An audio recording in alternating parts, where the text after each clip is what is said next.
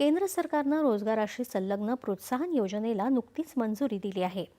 कर्मचारी भविष्य निर्वाह निधीच्या ठाणे कार्यालयानं या योजनेचं स्वागत केलं असून त्याच्या अंमलबजावणीची तयारी सुरू केली आहे. अतिरिक्त केंद्रीय भविष्य निर्वाह निधी आयुक्त अनिमेश मिश्रा यांनी कर्मचारी आणि नियुक्त्यांना या योजनेचा लाभ घेण्याचं आवाहन केलं आहे. केंद्रीय भविष्य निर्वाह निधी आयुक्त सुनील चिवटे यांनी आणि क्षेत्रीय आयुक्त गणेश कुमार यांनी या योजनेसंदर्भात पत्रकारांना विस्तृत माहिती दिली. या योजनेद्वारे देशभरात 3.5 कोटी नोकऱ्या उपलब्ध होणार असून कर्मचाऱ्यांबरोबरच कंपनी मालकांनाही या योजनेचा लाभ मिळणार आहे.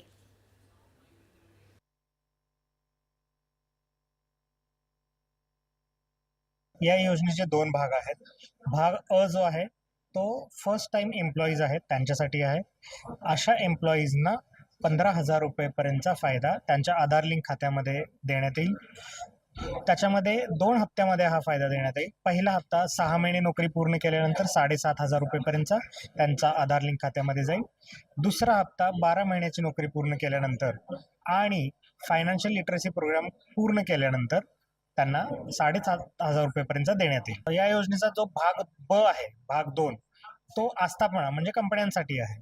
अशा कंपन्या ज्या कमीत कमी 2 किंवा 5 नवीन एम्प्लॉईज, 2 एम्प्लॉईज अशा कंपन्यांसाठी ज्यामध्ये 49 पर्यंतचे कर्मचारी काम करतात आणि 50 किंवा त्याच्यापेक्षा जास्त कर्मचारी ज्या कंपनीमध्ये आहेत, अशा कंपन्या जर नवीन 5 एम्प्लॉईज ॲड करतात, अशा कंपन्यांना प्रति एम्प्लॉई प्रति महिना 3,000 रुपयेपर्यंतचा फायदा त्यांच्या पॅन लिंक खात्यामध्ये वर्ग करण्यात येईल.